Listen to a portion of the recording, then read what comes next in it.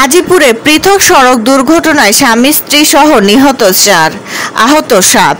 গাজীপুর থেকে মাজহারুল ইসলাম প্রতীকের তথ্য ও চিত্রে বিস্তারিত দেখুন।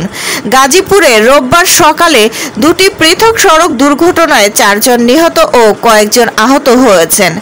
ঢাকা টাঙ্গাইল মহাসড়কের কোনাবাড়ি থানাধীন দেওয়ালিয়া বাড়ি এলাকায় সকাল 7:30টার দিকে তাকওয়া পরিবহনের একটি বেপরোয়া মিনি বাস বিপরীত দিক থেকে আসা একটি অটোরিকশাকে চাপা দেয়।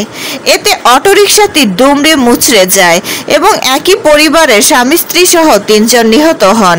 তাদের 2 সন্তান সহ মোট 7 জন আহত হন। নিহত 3 জনের পরিচয় পাওয়া গেছে। তারা হলেন টাঙ্গাইল জেলার কালিহাতী থানার ঘড়িয়া গ্রামের আনসার আলীর ছেলে নাজমুল হোসেন ও তার স্ত্রী ফরিদা ইয়াসমিন ও অটো চালক সিরাজগঞ্জ জেলার কামারখন্দ থানার চন্দিপুর গ্রামের হিরো সরকারের ছেলে হালিম ওরফে জুয়েল সরকার।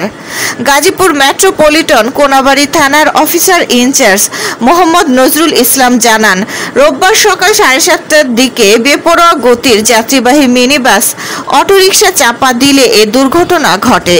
বাকিদের টাঙ্গাইল মেডিকেলে ভর্তি করা হয়েছে। নিহতদের চাচাতো ভাই শরীফুল ইসলাম বিষয়টি নিশ্চিত করেছেন। অন্যদিকে ঢাকা ময়মনসিংহ মহাসড়কের গাছা থানাধীন সাইনবোর্ড এলাকায় সকালে আরেকটি সড়ক দুর্ঘটনায় এক অজ্ঞাত পথযাত্রী নিহত হন।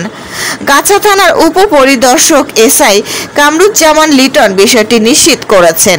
পুলিশ জানায়, দুর্ঘটনার পর আইনগত ব্যবস্থা নেওয়ার প্রক্রিয়া চলছে।